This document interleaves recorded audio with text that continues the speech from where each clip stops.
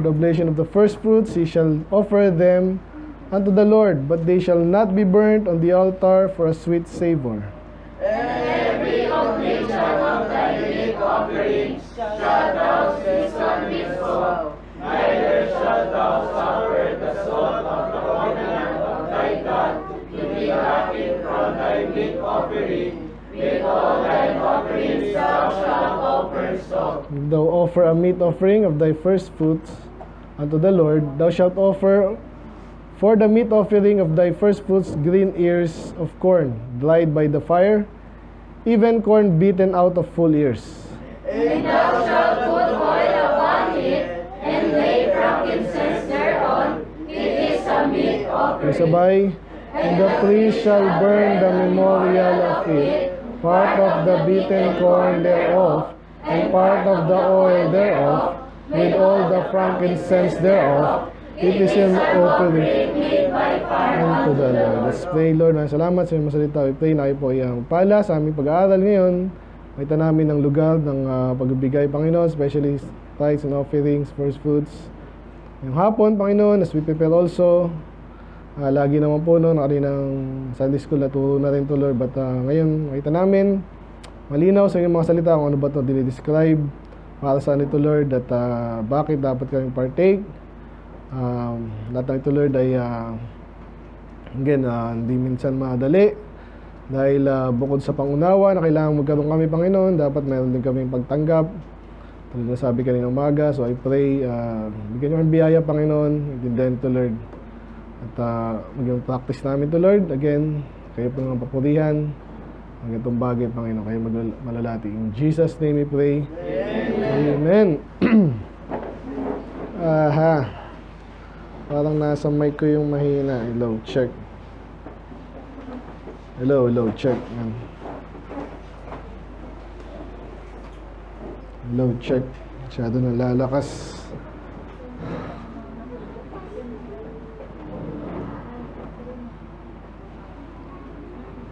Dali Okay, good afternoon po sa lahat. Good afternoon po. Parang nakakapagod. Hindi ko nalagay dito. Anyway, ano nalagay ko dyan? Yan. Dito sa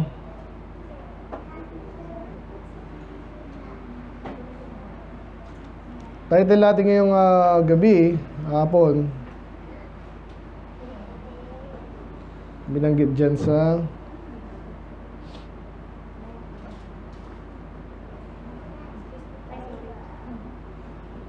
Dali.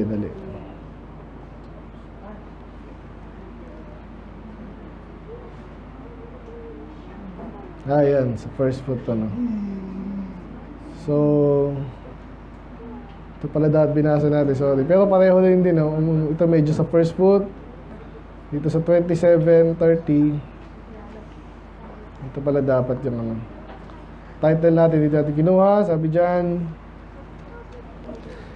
and all the tithe of the land, whether of the seed of the land or of the fruit of the tree, is the Lord's. It is holy unto the Lord. Okay? Ang title natin ngayon is May kontra.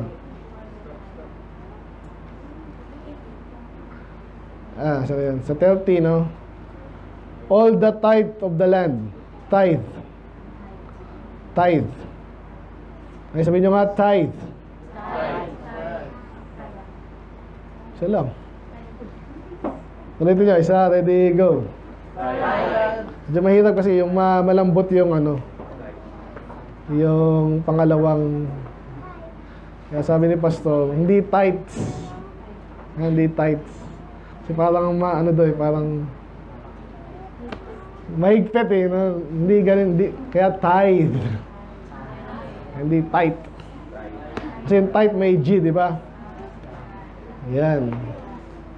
So sa pagbigkas pala, importante na. Anyway, all the tithe of the land, yan ang title natin ngayon. So, katulad sabi kanina umaga, iba pa po yung Thanksgiving. So yun po kasi ay ano na, sobra-sobra na. Ibig sabihin, papasalamat ka sa lahat ng tinanggap natin sa Panginoon for the depende, for the period.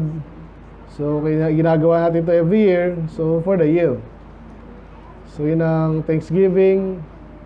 Bibigay tayo ng pasalamat sa Diyos. Paano magpapasalamat sa Panginoon?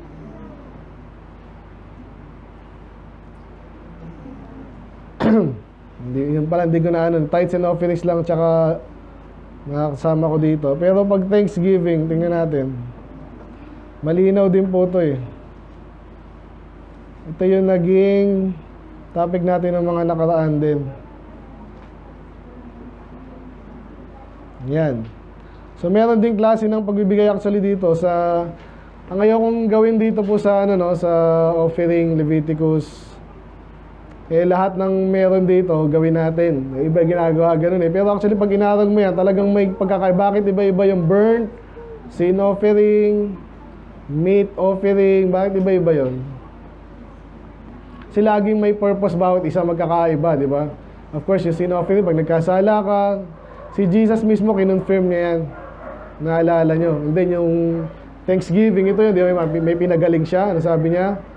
Sabi ni Jesus, di ba yung bulag nakakita, sabi niya, offer the offering that Moses told you. Yung sabi niya eh. Kasi may kinikilala ni Jesus to. Kaya nga yung tithes, kinikilala niya rin yun. So unahin ko na nga yun kasi dyan nagkakatalo minsan eh.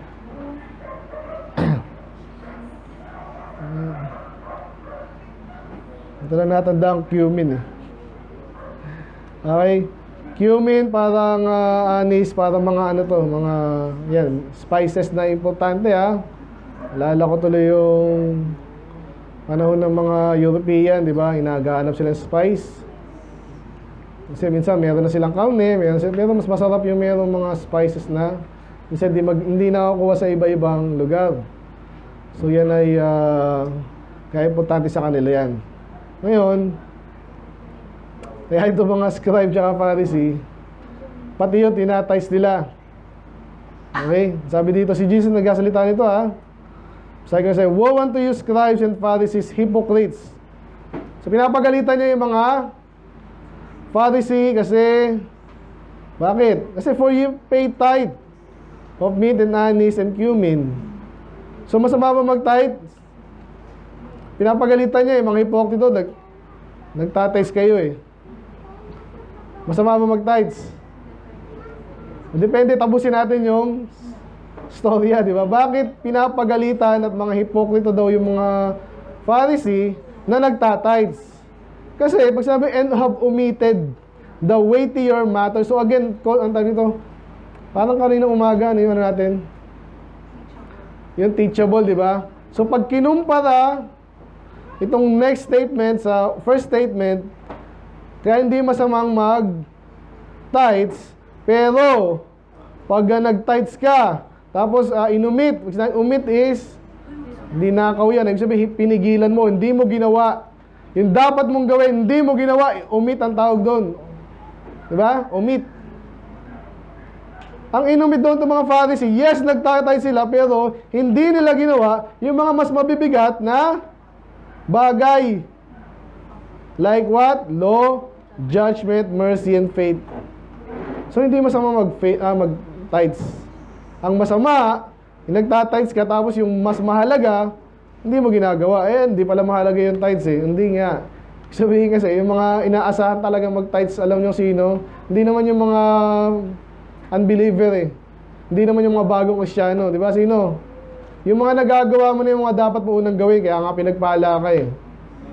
So ginagawa mo na, matured ka na, hindi ka inaasahan ng Diyos na sarilinin mo na lang yan. Ang tinuturuan niya yung mag-tithes, basically sa lahat to, pero tinatawag yan sa lahat, tinuturo sa lahat. Pero ang madalas talagang magpa-practice yan, sino? Diba? So inuuna mo muna yung weightier matters of the law like judgment, mercy, and faith. Yan. So this ye ought have done. Ano sabihin nun? Talagang dapat yung ginawa yung Ano yung tinutukoy niyang dapat ginawa? Tingnan niyo dyan. Yung? Yun ba? Ano? Yung pagtatides. Kasi dalawang binanggit niya. Una, nagtatides kayo, tapos ito yung weightier matter. So, dapat pareho. Kaya sinabi niya sa pangalawang this ought ye have done. Dapat nagtatides talaga kayo. Pero, hindi nyo aalisin yung iba. So, dapat pareho. Kasi nga, mas mahalaga yung mga justice, mercy, and faith. Pwedeng soul winning niya, pwedeng preaching, pwedeng talagang ikaw yung kailangan ng mercy. Pananampalataya, importante yun. Pero, importante rin yung nauna. Nakuha niya yan. So, ito lang verse na to sa New Testament, galing sa bibig ni Jesus mismo, sapat na to para, hindi ka ba kumbisido na kasi ang banat po ng iba talaga, yung tithes daw, hindi na raw yung biblical. At sasabihin sa inyo is, yung Pastor Soriano, natin, hindi naman sa mga Hudyo lang yan Babalik tayo sa yung inaaral natin sa mga Hudyo. Sino ba Hudyo? Sino ba Hudyo? Anak lang ni Judah yun paano si Dan? Paano si O di nag-tithes din sila, di ba? At si Jacob nag-tithes din. Mamaya basahin si Abraham. Sa panahon pa lang ni Abraham, may tithes na. Kung sasabihin mo sa Hudyo lang yan. Ang sasabihin nila, yan ay batas ni Moses. Sino nauna? Si Moses o si Abraham? Hindi batas ni Moses yun kasi meron na nakakuha niya ba yun? And then, ito, inulit pa ni Jesus. Dapat yung gawin yan. O di tamang mag-tithes. Okay, wala na tayong lusot Maniwala kayo, kung ako lang, gusto ko baka maghanap ako ng hindi ko kailangan mag-tithes. Kasi wala At lalo itatakin natin ngayong hapon, makita natin gaano ka legitimate to. Talagang kailangan natin gawin to. Okay, umpisa na natin. So mag-umpisa tayo sa tithes and then sa first fruits. Ano yung sabihin ng tithes? 10% ng lahat ng kinita mo ay ibibigay sa Panginoon. Paano mag-ibigay sa Panginoon? Ano yun? Makikita natin din yun. Sabihin ko na. Unahin na nga natin yan. Pero babalik ulit tayo sa Malakay 3:10. Paano may bibigay yung tithes sa Panginoon? Nasa langit siya, tsaka mayaman na siya Diba? Ganun yung mga convenient Hindi, sa Diyos lang naman, sa Diyos lang naman. Minsan nagbibigay ako sa mahirap Tithes ba yun pag nagbigay sa mahirap? Alms yun. Labas-labas na yun sa tithes mo. Okay, tingnan natin dito. Nabasa niyo, ready, go. Bring all the tithes into the storehouse, that there may be meat in mine house, and prove me now herewith, saith the Lord of hosts, if I will not open you the windows of heaven, and pour you out the blessings, that there shall not be room enough to receive it. Kabisaduhin niyo yan Nabisado namin yan So, pero bago yan pag-usapan yung tithes, tingnan mo yung mga binabanggit niya dito is judgment. Pero sabi dito, offering. Yan ang binigyang pansin dito sa Malakay. Pinuna ni Malakay. By the way, sa panahon ni Malakay sa Zechariah, nakabalik na po sila again una, di ba, sa Egypt sila. Pumunta sila sa Promised Land. Inalis sila doon. And then, nakabalik na sila. Sa panahon ni, ng umaga, ng mga Medo-Persian, King Cyrus, pinabalik sila, hinalaw sila ng doon, kalaban na kinampihan sila. Binayaran pa sila, ibig sabihin, ginastosan pa sila. Parang bonus ba? Kalaban mo. Pero na-recognize kasi, siguro nakakilala sa Panginoon. So pinauwi sila, yung gusto umuwi lang, gusto nyo lang. Yung iba, hindi umuwi. So anyway, ito ako napunta doon. Ayun, so nakabalik na sila. Halos dalawa lang yung sa timeline, sa mga Bible books, Old Testament, yung talagang nasa tagpo na kung saan nakabalik na sila. Ito lang, dalawa yung Malakay and then Zechariah. So kaya ngayon, tinuro na dati to, pinapabalik. Kasi meron pa rin silang offering nangyayari nung kaso, ang tawag dito, nasa na ba yung sinabi, contemptible.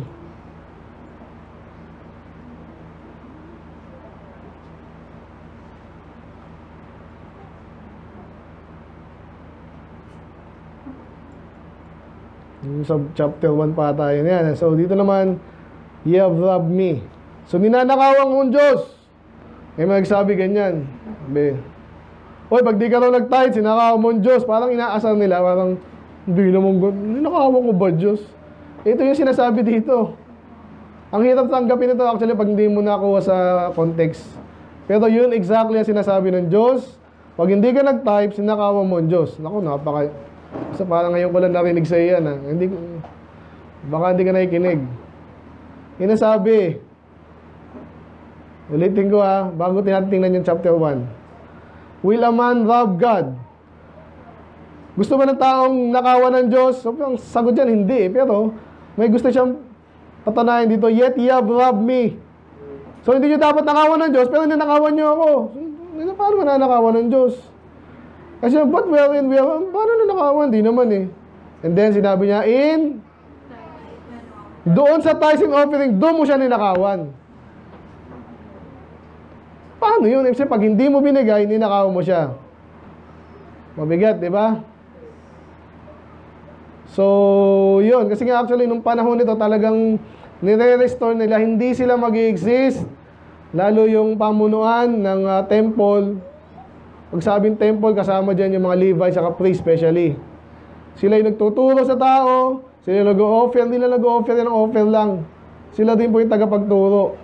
Pag hindi nila tinuruan yung mga tao, nahiya sila, tinamad sila, nagkamali sila, damay-damay na lahat. Ganun din sa church actually, pansinin nyo. Parallel yan. Sa church, pag yung pastor parang laging kawawa kasi hindi na napoprovide yung pangailangan niya kasi hindi nag-tithe yung tao, for example. Ano mangyayari doon? Ano mangyayari? Palagay niyo lang. Wala mangyayari. No? Mulat ang mata. Mas magkakatisuran. Kaya nga yung pastor dapat pinakamalakas, hindi mo dapat yun. Magsimula ka pa lang, hindi ikaw yung tipo, dapat mag-tithe kayo, ano yung parang chicken and egg, ano mo una? Mag-tithe kayo o mag-church tayo? Mag-church muna. O tama. Kasi hindi ka pwede maghintay ng tithes ng tao kasi nga tinuturuan mo pa nga lang yun. Kaya nga sabi sa Bible at may asawa ka, may anak, okay, may trabaho. Nakuha. Actually kayo, hindi kayo mahirapan dito. Kaya nga kami nahirapan nun. Ako medyo nahirapan ako nun. Nahilo ako nun. Kasi di ko malaman. Parang basta may kulang eh.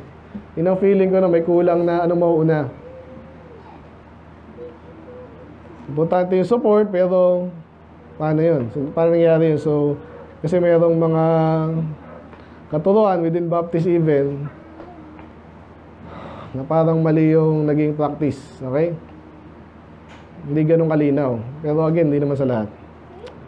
Okay, so, punta natin yung chapter 1.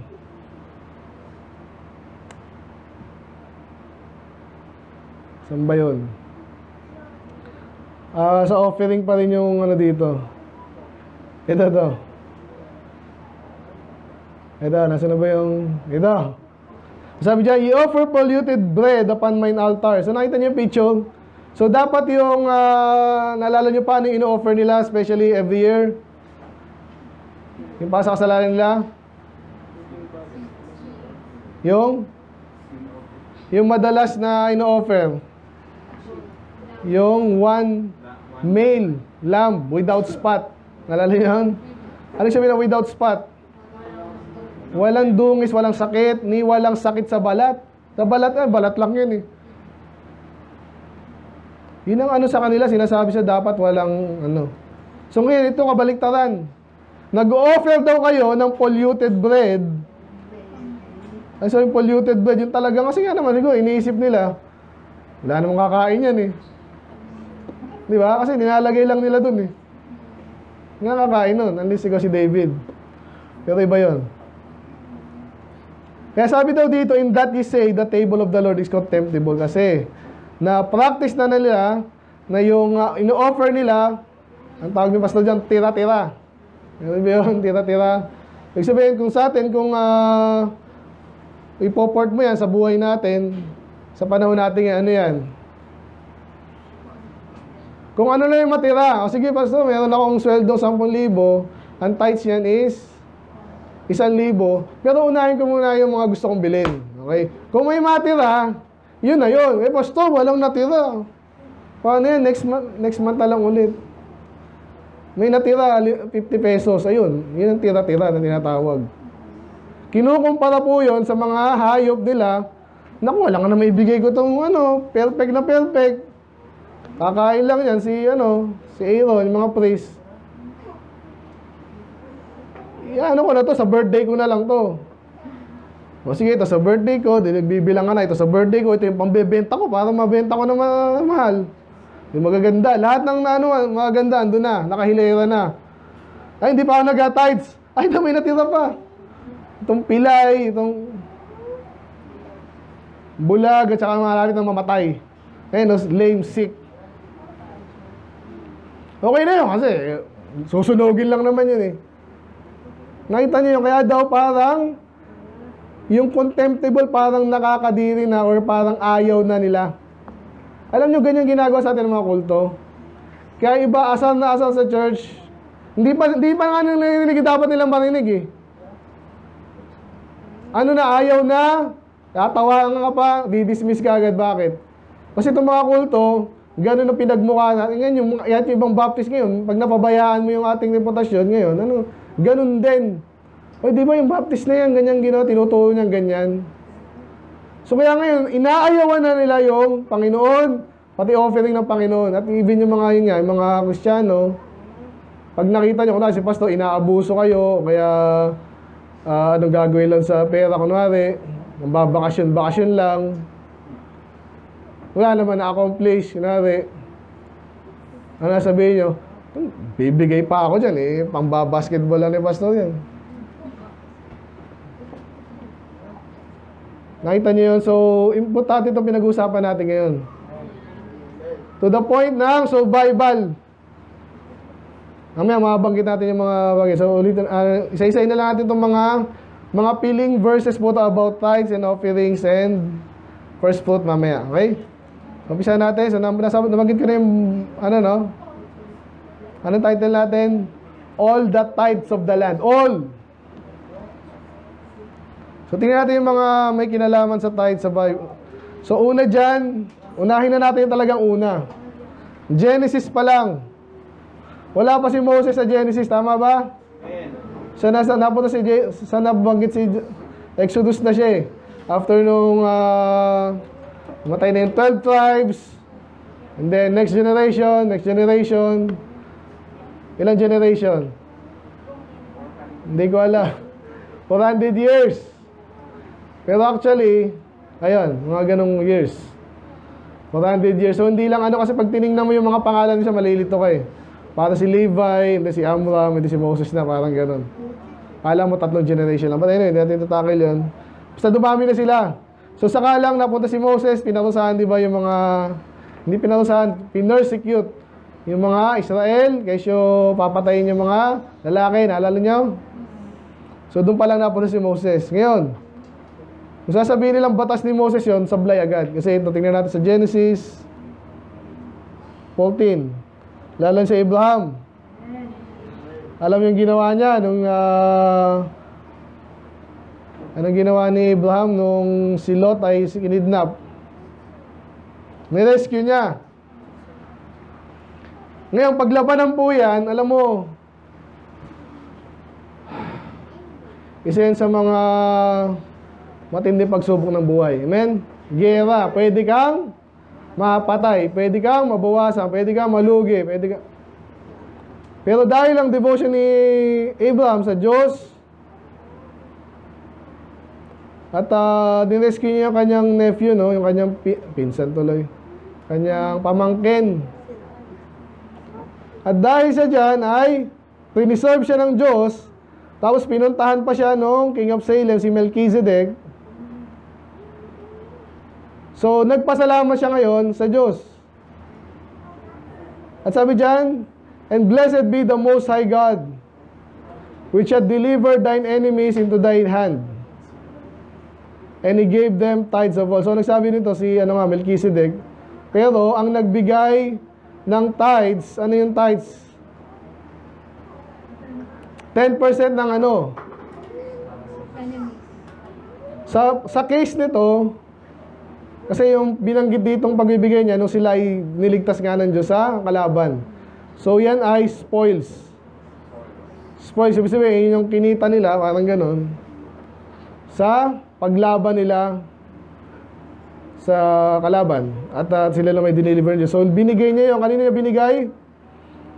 Before this, hindi naman nabanggit si Melchizedek.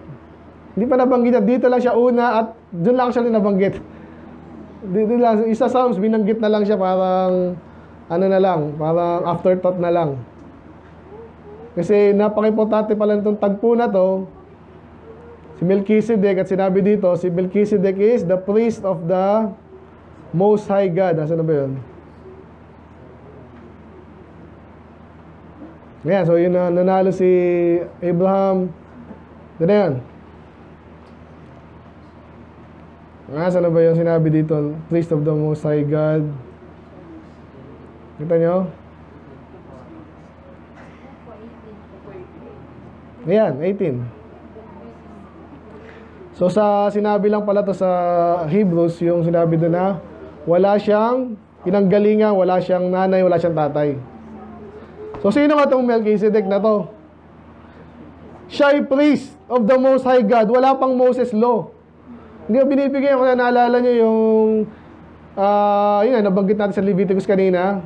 Leviticus, yun po ay yun yung mga binanggit madalas sa patungkol sa mga Levites. Kaya nga Leviticus, Levites, hindi sa mga priest. Doon sinabi, ito yung gagawin ng priest, ito yung gagawin ng priest. Panahon na ni Moses yun. Matagal na yun. Ito, Abraham pa lang. Bakit may priest of the Most High God? Wala nang ibang priest High God. Sino yung Most High God? Yung totoong Diyos. Ba't may priest na siya? Why not? Kaya binanggit niya sa Hebrews saka sa Psalms, yan daw ay si Jesus. Nakasunod pa? At bakit siya binigyan ng tithes? Kasi nararapat siya doon. So medyo ang pagkakaiba lang nito kasi is, yun nga yung kina Moses na, yung tithes para sa mga Levites at sa mga priests. Dito, binigay lang sa kanya. One time lang din naman. So pero ang point natin dito sa tithes, sa panahon ng, ano ba yun? Yan. So bakit may tithes na dati? Kasi nga pala yung tithes ay binibigay 10% at hindi ito sakop ng Moses law lang. Kasi dati na meron ng tithes. Okay? Genesis pa lang. So walang pwede magsabi na yan ay kay Moses lang. Talagang practice yan. And hindi ko nababanggitin kay Jacob, nag-tithes din si Jacob. So again, before yon kay Moses. At nauna na tayo sa Matthew, after na ng Moses, after ng Old Testament, New Testament na binanggit pa rin ni Jesus. So, dapat ba tayo mag-tithes? Legit pa rin yun at yun ay applicable pa rin. Applicable dati, applicable Moses time, applicable pa rin sa time ni Jesus, therefore applicable sa atin. So walang nabanggit sa Bible na hihinto yan kasi nga yan ang paraan ng Diyos para masuportahan yung gawain ng Diyos. Kaya dapat makikita natin dito ngayon.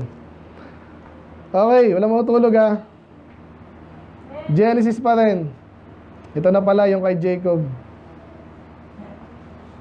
Akala ko hindi ko mabanggit eh. Si Jacob naman, ano yung ginawa ni Jacob? Sino si Jacob?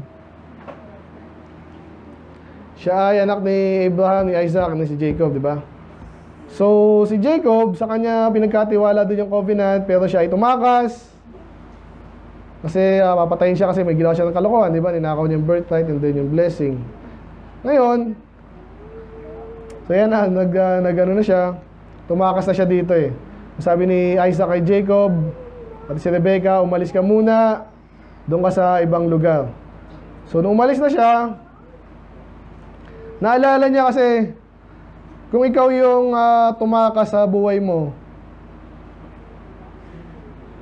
magandang experience ba yon? Para kang napag-aralan natin last time sa, naalala niyan, yung City of Refuge, di ba? So, hindi mo gusto yun, kaya nga mag-ingat ka kahit aksidente yan, talo ka pa rin kasi kailangan magtago eh. Dito, Unfortunately, may nagalit sa kanya ng sobra niyang galit sa kanyang kuya niya, or kapatid niya pala, sorry. Gusto siyang patayin. Kaya, naalala po ni Jacob yung kanyang kalagayan. Siya natulog dito, no? Kasi nga sa journey, matagal yan, ilang araw yan. Then may napanaginipan po siya, may pangitain siya dito. Ano yung nakita niya? Ito. Hindi, ito muna.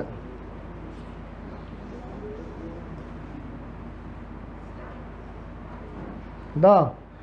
Nakita niya yung mga angels of God ascending and descending. Natulog siya dito sa lugar na to. And then parang nakita niya yung mga angels nagbabalik-balik, pababa, pataas dito sa mismong lugar from here sa langit. And then doon din siya kinausap ng Diyos. So, what happened? Anong ginawa niya? So, nag-pray lang siya, tapos kinilala niya po yung lugar na yon. Naglagay siya ng altar, and then, nag-vow siya, sabi dyan.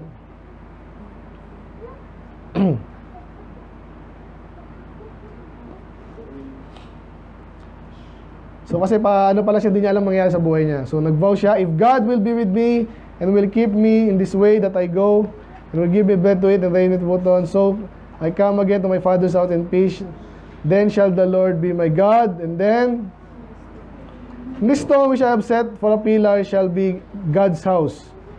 So, babalikan niya raw yung lugar na yon, at yun ay gagawin niya parang altar or place of worship. Ano man niya, kasi God's house eh. At kung alam niyo yung lugar na yun, sumikat din niya ang Bethel. Maraming naging place of ano din yan eh. Yung nagkakamali, isa yun sa mga yun nga sa altar na tinayuan nila mga Israelite yan. Sabi dyan, and this stone which I have set for a pillar shall be God's house, and of all that thou shalt give me, I will surely give the tenth unto thee. So pangako niya yan. So bakit napunta na naman tayo sa tent? So ibig sabihin kasi malaki ba yung 10%?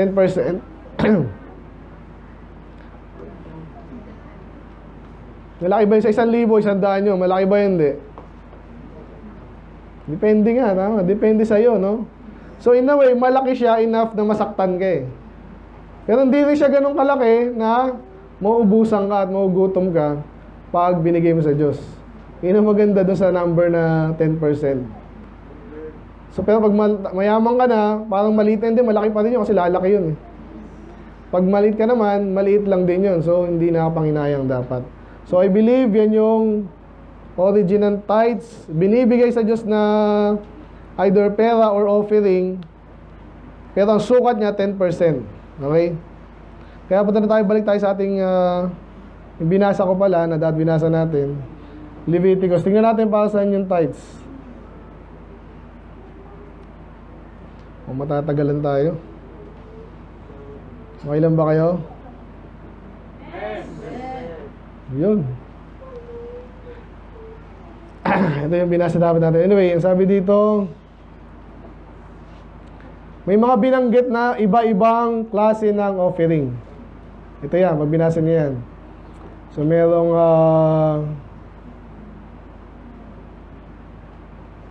may field. Iba naman to, yung mga nire-redeem to. So, only the firstling of the beast which should be the Lord's firstling, no man shall sanctify it, whether be ox or sheep, it is the Lord's. Pag sinabi sa Diyos yan, either i-offer mo yan, or actually, yun na nga yun. Sa Panginoon niya, ibibigay mo. Okay? Kaso, may dalawang klase ng mga hayop, yung tinatawag na unclean beast, saka clean. So, nasa Leviticus din yan. Madalas yan po yung naalala ko dyan, basta parang madumi. Ibig sabihin yung hindi sa kanila pinapakain. Hindi nila pwedeng kainin. So, may kinalaman sa sanitation yun eh. Ginaral mo. But anyway, no devoted thing that a man shall devote unto the Lord, of all that he had, both of man and beast, and the field of his possession shall be sold or redeemed. every devoted thing is most holy unto the Lord. Ang ibig sabihin lang po nun, sa kanya yun, di mo pwedeng kunin yun.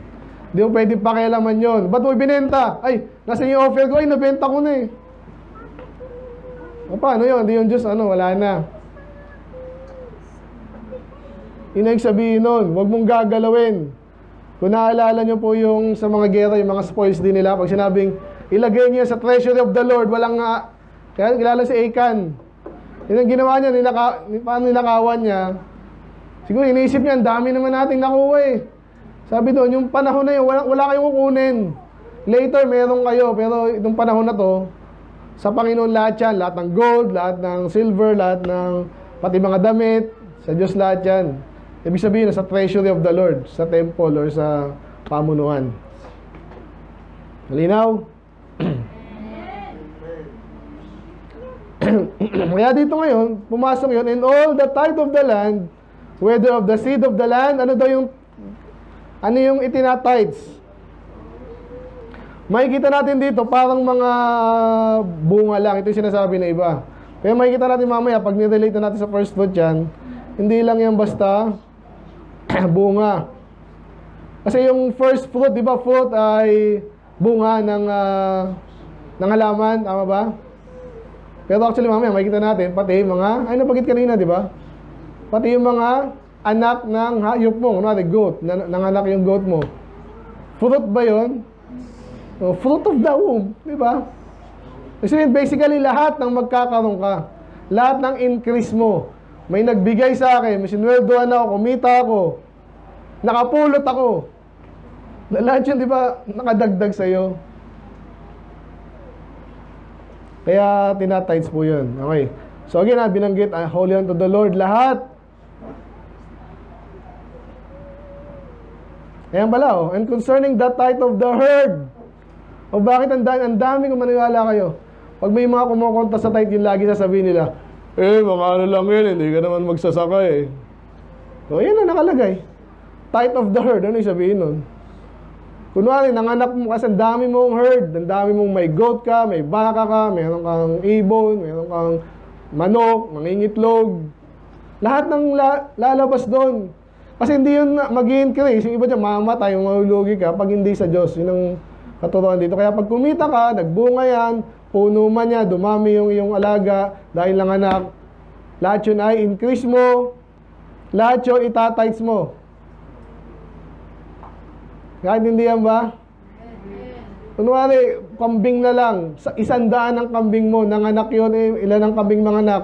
Sabi mo 5. O 2, si daddy, 2 lang ang mga di ba? 100 mo, nanganak ng tigda 2 lahat. Ilan yun? 200. Magkano bibigay mo sa Diyos? 20 yun na goats. Sa Diyos lahat yun, sa mga priest yun. Yayaman ata ako sa mga priest kung tapat yung mga ano. Pero hindi nga lang sa kanya kasi nga dahil lingkod ng Diyos yun, moso po tayong gawain, lalago yung gawain. Gusto niyo ba yun? Yun yung tanong. Basta masaktan ako eh. Wala ka pa nga, hindi ka pa nga ligtas, nagtatapat na yung mga lingkod ng Diyos eh. Ngayon pa nang hinayang. Maganda mag-take part ka nga eh. Gusto mo ba lugi ka pagdating ng panahon? Ay, sila na nakapagbigay, ako hindi. Ay, panalo ako. Ganun ba yun? Depende sa ano mo. Sa kung palagay mo, Diyos pwede mo lokohin. Hindi ganun nga. Eh, paano Diyos di mo pwede lokohin? Sino lugi? Yung hindi nakapagbigay. Okay? Ganun po yun. Medyo, ngayon ko lang napagtanto din. Ba't di ko nga to, medyo paano-ano lang ako madalas, di ba? Anyway, sana makatulog kayo mamayang gabi. Yun na yun. Okay, sa Leviticus 27. So, inulit pa, these are the commandments which the Lord. So, talagang inutos ng Diyos yan. Okay, lumove tayo sa 2 Chronicles. 2 Chronicles, panahon na yan ang malapit na silang matsugi. Malapit na silang paalisin, di ba? Kasi nga sa mga kasalanan nila, sila ay may exile, yung iba, makaramihan sa nalang patay. Okay, anong gagawin nila ngayon? Pero sa panahon ng Chronicles, or sa panahon ng... meron pa rin mga nagtapat. Sa panahon tinino, si Hezekiah, yan. So, noong panahon ni Hezekiah, nag-command siya. Oh, ganito gagawin natin. Sinasabi sa Bible, ganito, pati natin ginagawa. Ang tagal nilang din ginawa yan. Kaya nga, yung sa panahon ni Hezekiah, sabi nga sa inyo, yung priest kulang na. Siguro, yung mga priest, ayaw na mag-anak kasi wala na magtatay. So, anong nangyayari sa akin? Kaya nag-offer sila dito, sinama nila yung mga Levites. Di ba, ang dapat mga priest lang nag-offer, ba't pati Levites? Kasi, total, kapatid nyo yan eh. Sabi dito, and soon as the commandment came abroad in the children of Israel brought in abundance first fruit of corn. Yung pala kailangang ipag-command eh. Doon nakakalungkot lang dito kasi ang governor dito, bahari. So hindi na ganun ka sabi ideal. Kasi nung panahon ni Moses, yan nga, priest. Sa bagay, meron din naman silang military leader. So pinag-utos, ayun, nagbigay din pala sila eh. Sabi niya, brought in abundance of the first fruit of the corn, wine and oil and honey, and all the increase of the field, and the tithes of all things brought they abundantly. So, ang tanong, pareho ba yung first fruit tsaka yung tithes? So, actually, pag tinignan mo lang to, pwedeng hindi rin. Kasi ganito yung word na end, ganito yung word na end. Pwedeng, ibang tao, kunwari, si Rain, kunwari ikaw yung mayor, at tatay ka ni Ezzy. Okay, this time pala, sorry. Baliktad. Kunwari si Christian ay tatay ni Ezzy. Makinig. Kapag sinabi ko, pumasok sa kwarto ang mayor at ang tatay ni Ezzy. Ilang tao yung pumasok sa... Binura ko eh. Ulitin ko ha. Si Rain yung mayor. Si Christian yung tatay ni Ezzy. Okay? So ulitin ko ngayon. Pumasok sa kwarto yung mayor at ang tatay ni Ezzy. Ilan yung pumasok sa kwarto? Dalawa, di ba? Ang sabi ko doon, end. Pero may isa pang end minsan na hindi mo sigurado. Pwede ko rin sabihin, ang context is, si Rain, tatay ni Ezzy. Kaya pag sinabi ko, ang si Mayor at si tatay ni Ezzy pumasok sa kwarto, ilan ang pumasok sa kwarto? So, sabihin, isa lang yung tinutukoy kong Mayor tsaka yung tatay ni Ezzy. So, kaya medyo, tayo dyan, dalawa yan eh. Kaya gagamitin mo ngayon sa context yung ibang mga verses din para malaman mo, pareho ba yung Mayor tsaka yung tatay ni Ezzy. So, dito kasi, magkahiwalay eh. Yung tithes, yung first fruit, and then yung tithes. Ang tanong, magkapareho ba yun? Mamaya sagutin natin yan, okay? So, pero nakita na natin kanina, yung basta yung tithes daw, ito yung mga ino-offer na kinukuha ko sa aking kinita, ibibigay ko sa Diyos. Yun ha, 10%. At yan, pupunta na tayo mamaya sa first fruit. Mamaya, sagutin natin ito, paalala nyo, baka makalimutan ko. Okay. Then, malakay tita, nabanggit na natin kanina. So, yun yung tithes. Yung tithes ay binibigay ng people of God. Sino people of God ngayon? Mga Hudyo na lang kasi tithes pinag-usapan natin eh. Tayo yun, di ba? So, kailangan tayo magbigay ng tithes. So, ngayon, dito naman tayo sa first fruits. Sana nakikinig kayo kasi kahit mag-conclude ako dito, hindi kayo mo-convince kasi hindi kayo nakinig. Sana nakikinig kayo. Exodus 22:29. Thou shalt not delay to offer the first of thy ripe fruits, and thy liquors, and the firstborn. Hindi alak yan na, liquors lang, tubig lang yan, mga liquid, okay?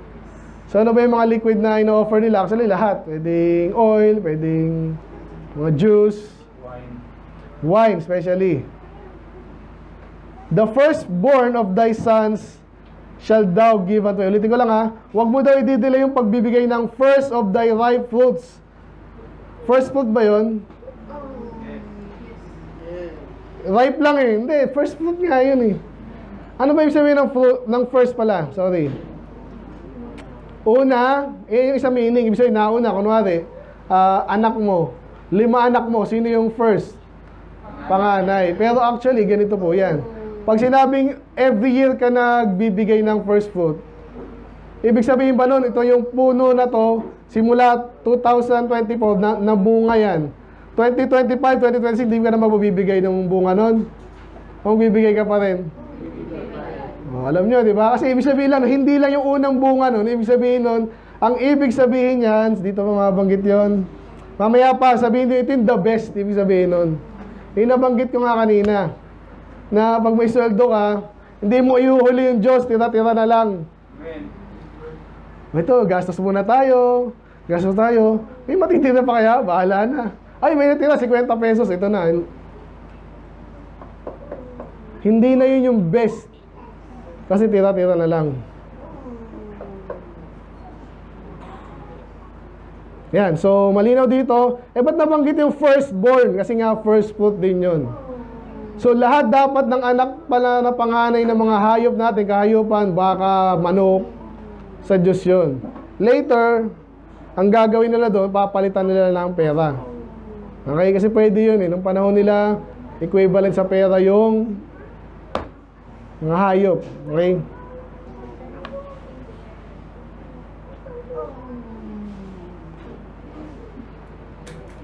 Okay na yun. So, next is Leviticus. Ito yung binasa natin.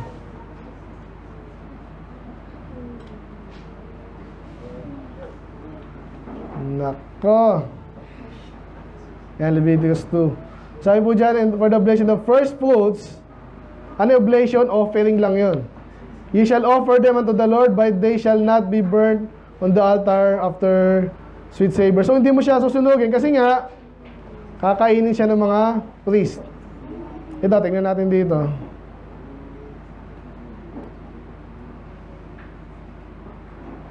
Hindi, ito yung kanina sa nabanggit sa Leviticus, ano naman. Yung tinignan natin kanina, hindi natin pala nakita yun. No? Balikan ko, sorry ah. Para makita natin kung para saan yun. Leviticus 27. Para kanino yung tithes?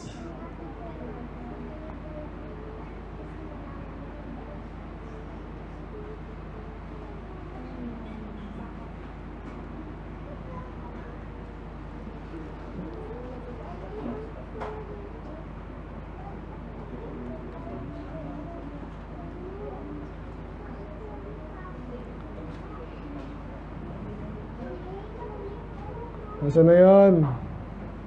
Nasabi niya, nag-invento ako eh.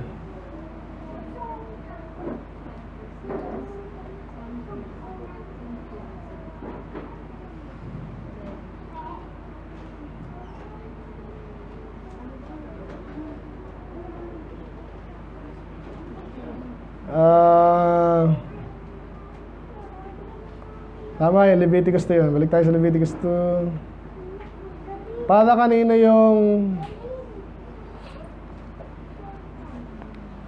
Yan.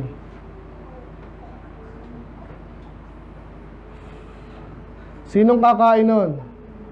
Ito. And they shall bring for the meat offering. Actually, lahat ng offering sa kanila yun. Except na lang yung mga sinunog nila. Siyempre, pag sinunog na yun, wala na yun. Okay? Anong amoy yun?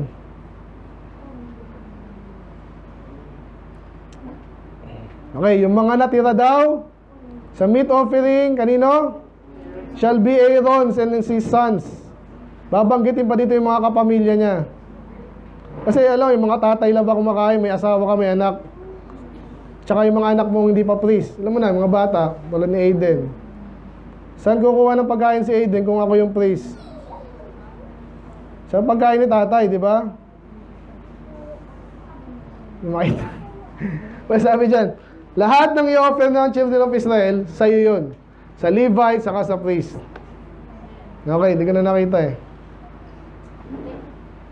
Numbers 18. Malapit na tayo. Ano ba yung anong yan? 18. Ito ata yun. Tingnan mo ha. Numbers. all the best of the oil, all the best of the wine, all the wheat, the first fruit of them, they shall offer unto the Lord, them have I given thee. Yan. So, sino yung thee? Ito yan, no? Actually, kay Aaron. And later, sabihin dito sa mga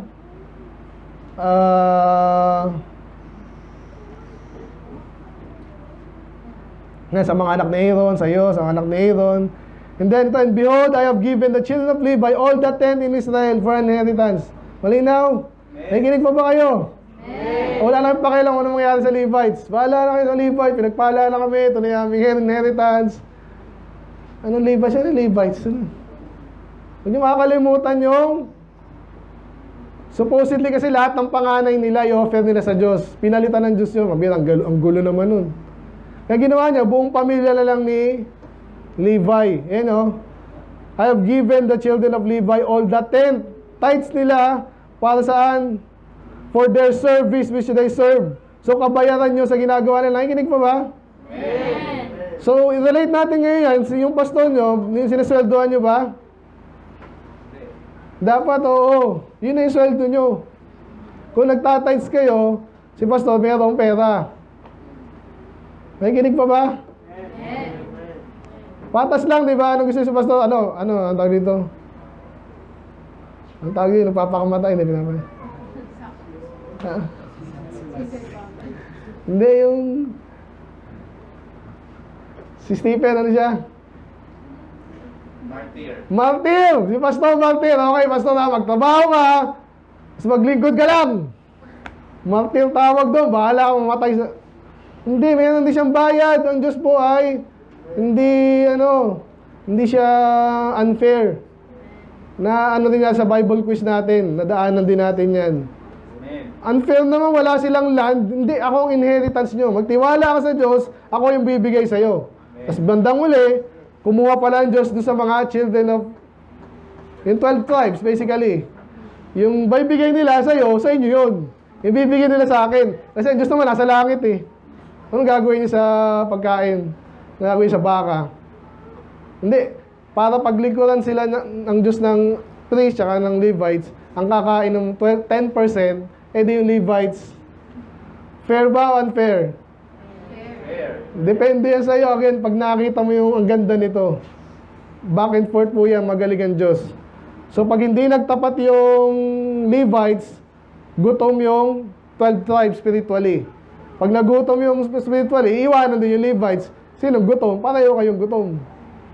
Kaya ganun po yan, umiikot yan. Kung tapat yung Levites, maayos yung paglilingkod sa Diyos, magpapalain sila lahat, dadami yung tithes, busog ang Levites, wala silang gagawin, hindi sila magtatrabaho. Kailangan lang nila magturo, mag-aral, mag-offer, pagandahin yung temple, hindi pagandahin niya. So, maayos lang. So, panalo lahat. Amen? Amen. Ngayon, so nakita ko to. So, lalapan nito, sabi nito, wala daw children of Israel na, kaya yung naalala nyo si Uzziah, nagkaroon siya ng ketong eh. Never mo papakailaman yung gawain ng Diyos.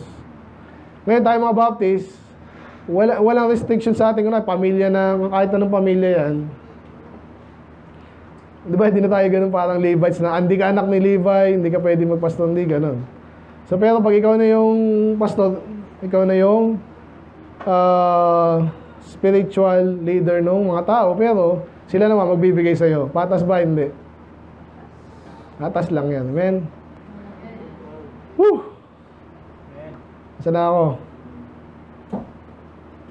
Tapusin ko na kaya doon. Pagod na ako eh. Pero basahin nyo na lang to. Basahin nyo ng Bible. Pwede nyo hanapin nyo lahat ng occurrence ng first fruit tsaka tithes. Sa akin, kasi inaral ko po ito kasi may mga nagturo yan. Banggitin ko na nga rin. No? So, sa Pilipinas, may mga tinanong din ako sa Amerika. Kayo ba dyan, mga Baptist ba yun, nagbibigay ba yung first fruit? Ano yun? Oo. Yun yung tithes namin. Oo nga, no? Yung tithes mo, first fruit, ibig sabihin kasi the best, inuna mo. And then, kasi gano'ng karami? Doon pupunta yung measurement na tithes. 10%. Ilan ang bibigay ko sa Diyos? Lahat ba? O kung may puno ako, kumita ako, bibigay ko ba lahat sa Diyos yun? Di wala ka kinain. So kukuha ka na ng 10% doon, bigay mo sa Diyos. Next year, hindi na first fruit yung kasi nga namunga na yung ano eh. Pero kukuha ka na naman ng 10% doon, sa'yo na yung 90%, o buhay tayo. May papaikutin ka, may kakainin ka, ang gawain ng Diyos, buhay din.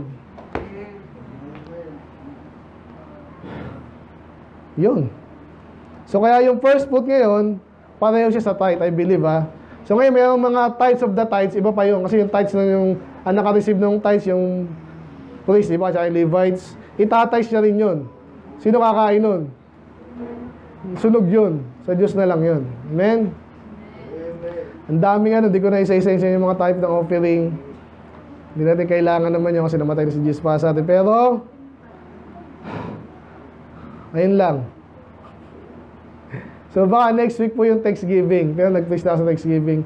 So, sana naging maliwanag to. Andito naman tayo lahat. Walang absent. So, ayun. Okay na? So dapat anong pastor ba? May trabaho ba o sa labas o wala? Depende na naman. Eh kung sapat na sa iyo yung ano eh. Biruin mo kung may nagtatight sa iyo na sabihin mong kasi nga hindi pare-pareho yan. Iban, alam mo na maliit naman yung ano, kinikita, di ba? Kung sa isang church may 10 pamilya na maliit lang kinikita, may isa lang, dalawang medyo malaki. Kung makakasapat na sa iyo yun, sa pamilya mo, pwede ka na mag-resign, di ba? Pero depende nga yan. Kasi nga, lahat siya parang dito, depende. Ang nangyari sa kanila noon, nung panahon na nanghina sila, ang sisi lagi sa mga priest. Kasi hindi mo tinuruan eh, hindi nagtiwala sa Diyos. Ayun, anong ginawa? Nagloko, nagkasala, nagalit ang Diyos sa kanila, lagi ang pinarusahan. Ayun, sama-sama kayong, ano sa church, ganun din. Imagine nyo yung church. Pag may kasalanan dito, hindi sinisita, tapos sumabog, damay-damay tayo nun.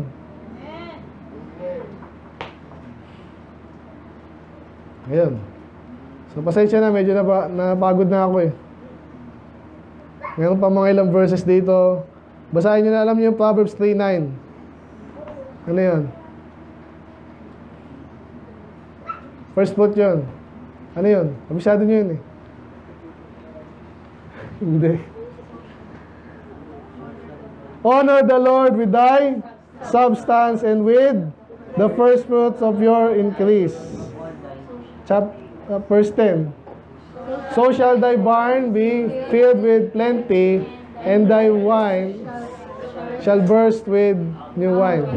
Thy presses shall burst with new wine. So ganun din. Pag tatites ka daw, pagpapalain ka lalo ng Diyos, ang dami mo lalo ibibigay. Di ba saya ng gano'n? Hindi yung makasarili ka. Kala mo, ikaw magaling, kaya ako may ganyan.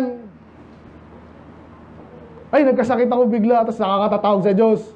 Parang si Alawi, tsaka si, kung sino man yung tumatawag sa Diyos ngayon, pati si Aegis, di ba?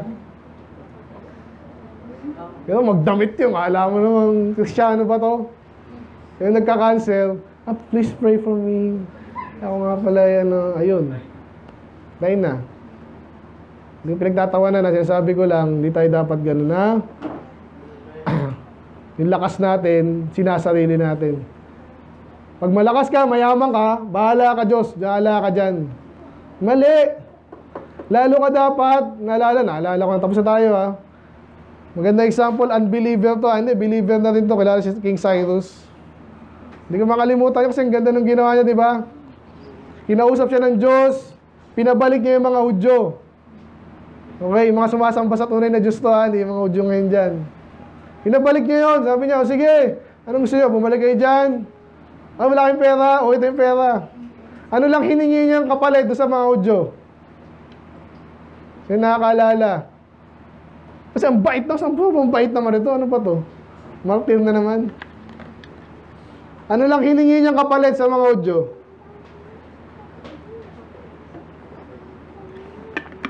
Ang sabi John, pray for the king and his sons. Yun lang. Kasi nga alam niya, mga people of God yun, ang panahon na yun. Pag pinanalangin ka ng people of God, ano mangyayari sa'yo? Pagpapalain ka. Ganun yan, umiikot tayo dyan. Kaya ngayon, mag-tithes ba kayo? Nasa inyo yan. Sabi ko nga sa inyo, mag-atabaho hanggang kaya ko. Ugod-ugod na ako kahit sinesermonan ako sa amin. Dito ako nag-sermon, ako sermonan doon. Okay lang. Eh wala pa eh. Alam ka namang by faith, bahala na si Wayne. Pipigain ko to. Mag-tithes ka, mag-tithes ka. Kailangan ko ng ano, ganyan. Ang pangit naman nun. Yan, nakita nyo ngayon, nag-tithes kayo. Sige, tithes kayo. Pag di kayo tithes, hanapin ko kayo. So, pangit, di ba? Huwag nating hayaan humantong sa ganun. Amen? Amen. Parang Diyos maluwag yung blessing sa atin. Amen. Ang hirap pala ng ganitong topic talaga, no? Hirapan ba kayo? Okay lang yan. Nanggaling ako dyan. Hindi kayo mag-usap ng Diyos mamaya. Lord, ito ba yung narinig ko kanina? Oo, tingnan mo kung ano sagot sa'yo. Basahin mo yung Bible, ha? Huwag kang mag-search sa Google. Kasi baka mga member pa ni Soriano yung sumagot sa'yo doon. Hanapin mo sa Bible. At tinulungan ko lang kayo bandang huli. Kayo pa rin naman na mag-aano niyan. Amen? Pati allowance yung i-touch nyo na. Nasabi ko na sa inyo. Para di kayo mahirapan. Amen? Parang may di na nakikinig, ha? Alam nyo, makakatakas kayo dyan. Makatakas man kayo ako. Di ko naman kayo ni-isa-isa eh. Hindi kayo makatakas kasi tinuro ko na sa inyo ngayon. Nasa inyo na yan kung susunod kayo. Katulad ng lahat ng pinag-command ng Diyos, huwag ka magpapantalon, mga babae. Commandment ng Diyos yun, di ba? Huwag ka magnanakaw, huwag ka sinungaling. Commandment lahat yun. Ano yung commandment ngayon? Magbigay mo yung tithes mo. Balik mo yung tithes mo. Nasa iyo yun. Pastor, malaki. Ay, ganun din sa ibang kasalanan natin. Alam nyo ba iba, mas rather magbigay na lang sila kaysa huminto sila na kunwari sa kasalanan nila. Kunwari, may dito, gambler. Sa palagay, ano mas madali sa gambler? Ibigay yung tithes o huminto sa pag-gamble? Magbigay na lang ng tithes yun. Kaya lahat ng kasalanan, yung iba dyan, mahirap, pareho lang yun. Bandang uli. Amen? Tithes na kayo para papagamot na ako. Buti nga, wala akong babayaran eh. Yun ang blessing doon. Pero, tingnan ko pa rin kung papadoktor ako. Papadoktor pala ako pero magpapa-admit. Okay, sakto lang. Ang title natin? All, lahat yan, lahat. Walang pinipili yan. Pati allowance nyo, pag may nag-leave doon sa'yo, paano yan? Kunwari, masyadong naman yung pastor eh. Kunwari, may nag-leave doon sa'yo, kunwari, gagastos ka talaga ng 100 ngayon, kakain ka. May nag-leave doon sa'yo. Magtatize ka ba?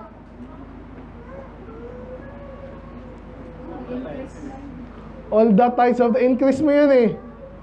Sa halip na magumastos ka 100, nilibre ka ngayon. O yung 100 mo, nakuha mo yun. Bibigay mo ba 100? 10 piso lang. Diba? So, hindi ka lugi. Allowance, libre, binigyan ka ng laptop, kunwari. Ayun ang mahirap kasi di cash yun eh.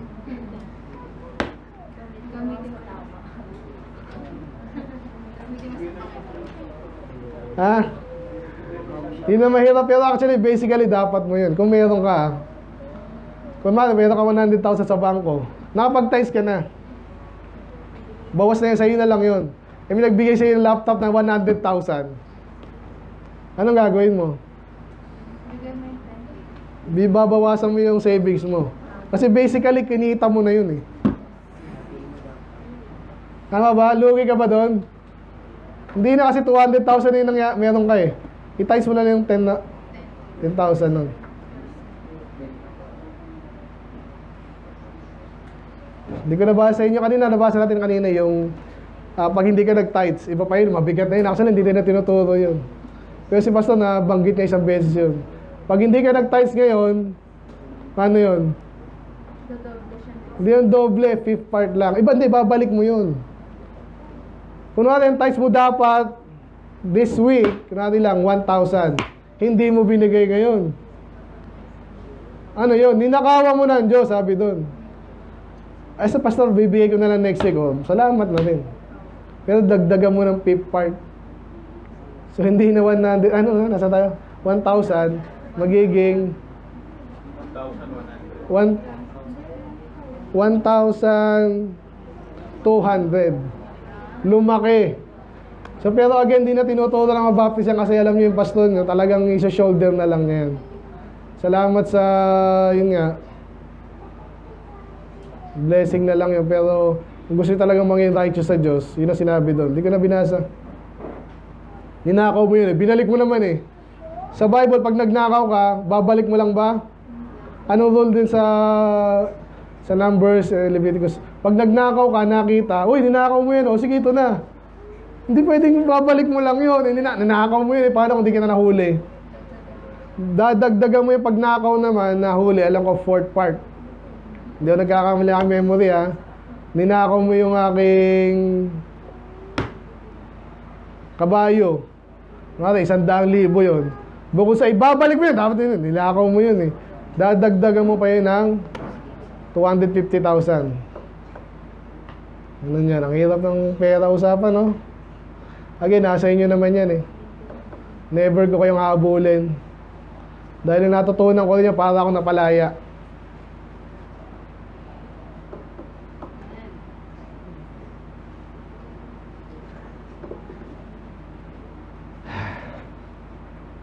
Okay, sige, pag-isipan yan ha. Nakakatulog naman kayo, di ba? Ako makakatulog kasi nga, at least wala na akong burden sa inyo.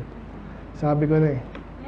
Matagal ko na sinasabi ko kasi wala tayong, hindi ako nakapag-dedicate ng ano, di ba, ng isang sermon dyan. Yung ano naalala ko sa Philippians, sa Corinthians, yung nadaan natin, yun lang yung nabanggit. Eh, iba sa atin, wala. Ang Thursday, di ba? Parang si ano, walang Thursday.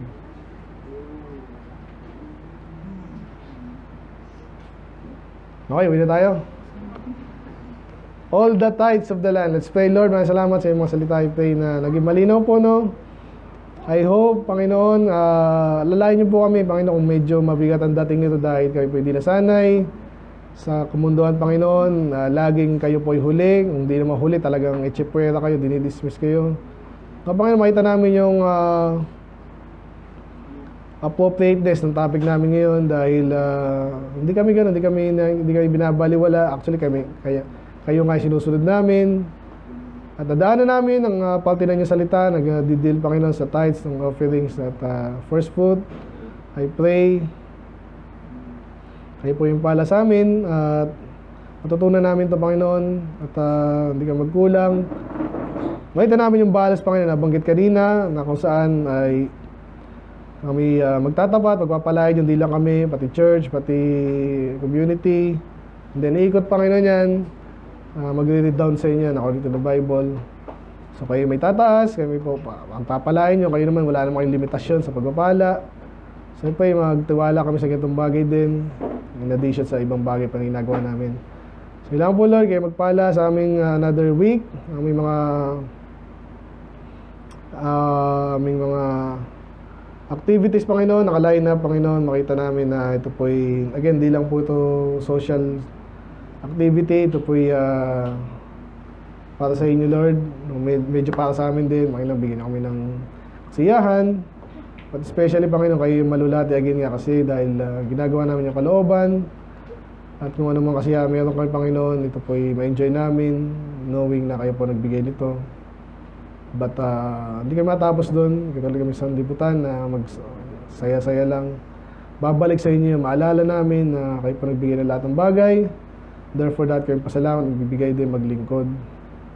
Kailangan po again, maraming salamat sa maraming blessing. Kayo po malalati. In Jesus' name we pray. Amen. May nakakalimutan ako. Nabanggit ko bang kayo Abante yun? Sino Abante nagsabi? Nagpauso? Hindi, no? Andun ako kanina eh. Idadagdag ko na. Nung ang dami ko nagkaroon ako ng pagkakataon na magtanong-tanong kanino. Parang hindi ko makakita yung sa Bible niya, first fruit na yan. Kasi ang turo ni Abante, in addition sa tithes, iba pa yung first fruit. At ibigay mo yon lalo na sa madalang bandang December. Parang 13th month mo, dapat isang buong sweldo mo. Ibigay mo yun sa Panginoon. Ang sarap, di ba? Para kay pastor, ang sarap yun kung ibibigay nyo. Hindi tayo magkakasama ng loob. Pero kung wala sa Bible yun, hindi ko tuturo yun. Kaya nagtanong-tanong ako, paano ba nakuha? Si Abante lang yung nagturo niyan eh. At in-adopt ng mga Baptist, pati ibang Pentecostal in-adopt. Kaya siya ang kwento kasi pinagpala daw si Abante at therefore, totoo yun. Diba? E paano yung Katoliko kung pinagpala din? Hindi ganun. Dapat makita mo sa Bible na tinuro ng malinaw ng Diyos yung first fruit ni Abante. Hindi makita. May first fruit tayo, di ba? Eh, yun naman, kaya wala mag-asabi siya, Pastor Riz, di ka naniniwala sa first fruit. Naniniwala ako. Pero binanggit natin, yun na rin yung tithes. Yun ang tawag sa ino-offer natin sa Diyos, binabalik natin kasi binigay niya yun. Bakit first? Kasi importante, pinakamaganda, best of the best. Ang tanong ilan? 10% kasi sa ibang lugar naman, yung ino-offer naman na sinabi, 10 tithes. So pareho pala sila. So naniniwala ako doon. At nabanggit ko na, nabanggit ni Pastor Lito pala yan dito. Yung sabi ko sa inyo, kaya nakalimutan ko eh. So si Pastor Lito, ma'am, I believe maganda naman yung intention niya. Tsaka giver talaga, wala kang masabi actually doon. Pero ayun nga, ako, di ko pa rin pwede ituro yung di ko nakita sa Bible. Kaya binanggit niya sa anniversary natin, no? Ituro niyo yung first fruit niya, sabi niya. Tinuro ko na sa inyo ngayon. Yung biblical first fruit, hindi Abante first fruit. Okay? Sana malinaw yan. I-edit ko na lang, ilalagay ko dito. Sasama ko. So, ano ba yun? So, yan. Eh, basta paano kung gusto ko pa magbigay, parang kulang naman yung 10%. May nagsasabi ba nun dito? Kita nyo na, wala. Alam, pag pinagpala ko yung totoo yun. 10%, ano ba yan eh? Anong gagawin ko sa pera ko? Wala akong bisyo, wala akong... Pinagpala na ako. Pati mga anak ko, pinagpala na rin. Alam ko, bigay ko ng bigay ito. Ayaw na rin nila niyan, hindi na kailangan. Sana dumating kay Kuya Jun yun, amen? Yes! Wow! 10% lang, walang masamang dagdagan mo. Ang dami rin sa Bible nung nagbigay sila sacrificially. Labas na sa tayo sila, kasi kailangan pa natin gano'n. Di sige, ito pa. May mga panahon na nawagan si Moses. Pati ginto nyo, kailangan ko yan. Ang gagawin sa ginto nyo? Hiniram nyo lang din sa Egypt yan. O, sige. Sa panahon ni Josiah, di ba? Ganun din. Ay, kailangan na repair dito. Sa tayo kuha. Magtrabaho yung mga puwis. Kawawa naman. Kinuha niya doon sa mga tao. Nakaipon sila. Walang masama doon. Amen? Amen. Ayun. Di ko pa nga nabanggit sa inyo. Yung iba naman, naalala niyo si Job. Si Job, righteous na siya. I believe, nagtatay siya. Pero may sinabi siya doon, nag-offer pa siya para sa mga anak niya. Anong sabihin nun? Parang added security. kumbaga sa insurance, added security. Kumikita pa siya. Ibig sabihin, piniplease niya ang Diyos, Lord, ito, offering ko pa to, sobra-sobra na. Para sa aking mga anak, baka kasi naglolo ko itong mga anak ko. Unfortunately, nangyari siya, pero sinubukan lang naman siya doon, di ba? So, walang masama doon, walang pipigil sa'yo. Lalo si Pastor, di ka pipigilan. Basta 10% lang, gusto ko 20%. Wag. 10% lang. Ano ka ba? Sabi nga sa isa, may ano pa missions giving. Ibig sabihin, ito yung guguguli ng church naman para pambigyan na sa mission. Meron pa kami ganun dati. Depende na sa'yo yun, di ba? Kung gusto pang dagdagan, mahal mo yung mission. Naintindihan mo yun. Dating tayo doon, amen? So, anyway, nag-pray na tayo, no? So, okay, uwi na kayo. Ano tayo?